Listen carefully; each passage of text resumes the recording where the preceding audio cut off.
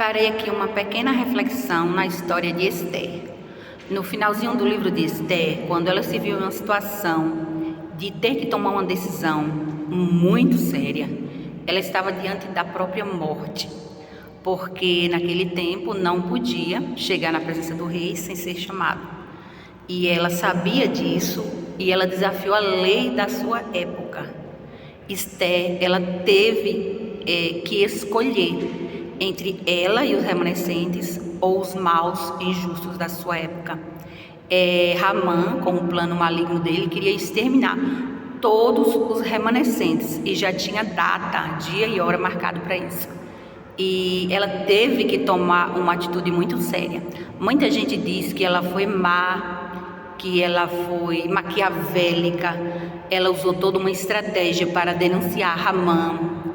E ela sabia de tudo, guardou segredo, esperou o momento certo para falar com o rei Assuero, usou uma estratégia para atrair os dois para aquele banquete, convidou os dois para um segundo banquete, orou a Deus.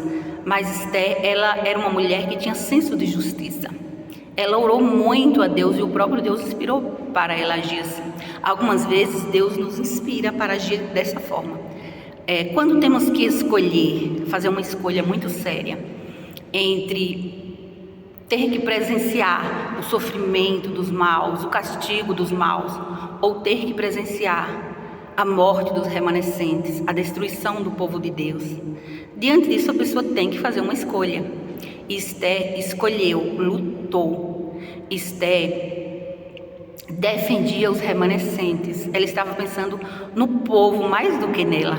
Ela estava pensando no seu povo. Tanto que o tio dela, o primo dela, falou para ela: quem sabe Deus não te colocou nessa situação e nesse momento para você agir. Ele falou mais ou menos assim: porque livramento e proteção virão de outra parte, se você se calar num momento como esse. Então tem um momento de calar e tem um momento de falar. Esther, ela ficou em silêncio por muito tempo, até o nome dela ela guardou. Ela se chamava Radassa e deu o nome de Esther. Ela não falou para ninguém que era judia. E ela ficou naquela situação. Eu me coloco no lugar dela. Eu imagino, não foi fácil para ela. Não foi fácil, porque ela, sendo uma mulher de Deus, era boa e generosa. Ela sentia dó dos ímpios também. Mas diante daquela situação, ela tinha que fazer uma escolha entre o povo de Deus ou entre os maus e justos. Como nos dias de hoje, entre joio e trigo, quem deve permanecer vivo? E não tem como manter os dois vivos, porque o joio prejudica muito o trigo. Tem tipo de joio que não para enquanto não destrói, não acaba com os trigos. É por isso que a decisão de Deus é assim. Diante de uma situação que tem que escolher, é evidente que Deus vai exterminar os ímpios. Se continuar o mundo como está, com essa quantidade de ímpios se multiplicando, o justo não vai poder fazer mais nada, porque tem muitos ímpios, muitos, e sufocam a ação do justo. Tentam impedir o crescimento do reino de Deus. Por isso que muitas vezes a atitude de Deus, e Deus aprova uma escolha justa.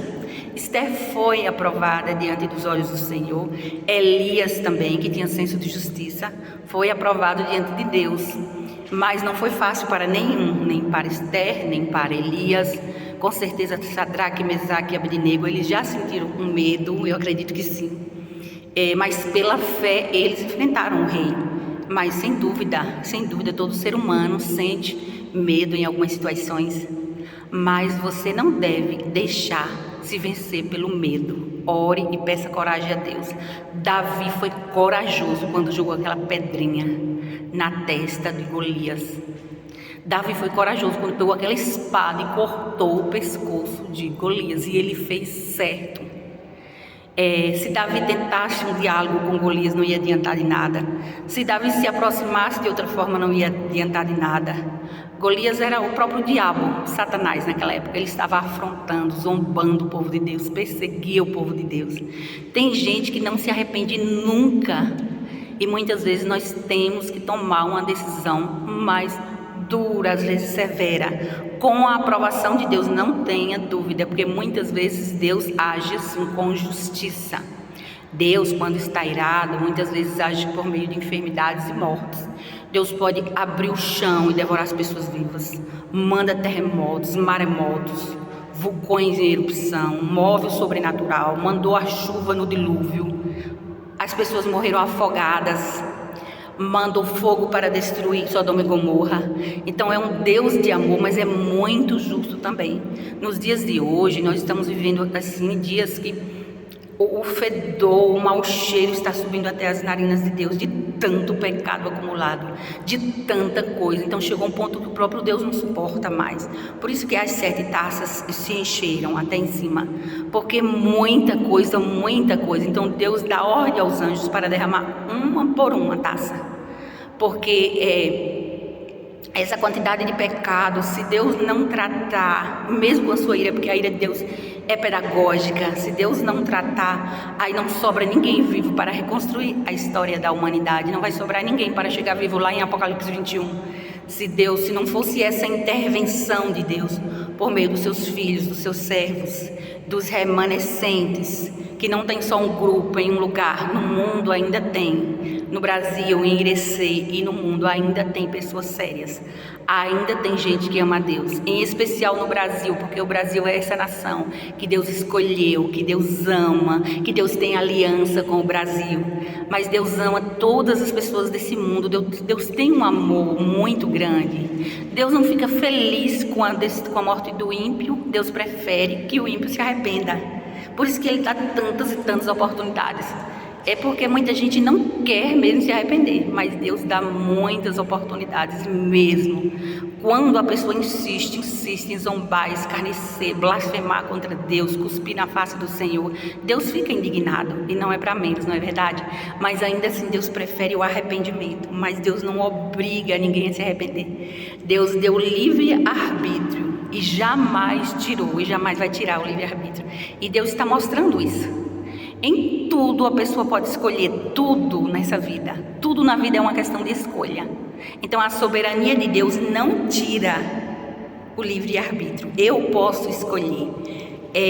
Ter a liberdade de escolha é um presente de Deus, é maravilhoso. Você é livre, você pode escolher Deus ou o mal, você pode escolher o bem ou o mal, você pode escolher o caminho estreito e o largo, você pode escolher. Você é livre para isso, e isso é um presente. Quando alguém fala que Deus tirou o livre-arbítrio, ou que nós não temos o livre-arbítrio, isso é uma heresia muito perigosa. Quem tira o livre-arbítrio é Baal. Baal é manipulador, Baal obriga. Deus não, Deus deixa livre para escolher. Tanto que nesses dias Deus está deixando bem claro a essência, o caráter dele, quem é ele, quem é Baal, e deixando aberto para quem quiser escolher. Você pode escolher sim, ou Deus ou Baal, ou o bem ou o mal. O objetivo de Baal era ganhar o mundo, ganhar território. O Baal quer dominar o mundo. E aí Deus fez essa intervenção, revelando o caráter de Baal e o caráter do próprio Deus. Deus quer mostrar a essência dele, que ele é contrário. Tudo que Deus faz é contrário ao que Baal faz. O caráter de Baal é podre, o caráter de Deus é santo. Então, toda essa história nos ensina muito, muito mesmo.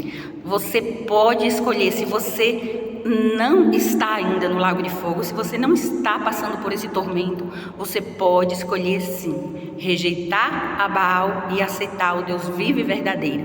E como você consegue identificar? Orando, jejuando e lendo a Bíblia, porque Deus se apresenta por meio das páginas da Bíblia. Se você lê muitos livros de autores calvinistas há muito tempo, fica mais difícil para você, porque é muito sutil, a heresia é muito sutil, muitas vezes você não percebe, mas se você só alimenta a essência do calvinismo, vai ficar mais difícil enxergar.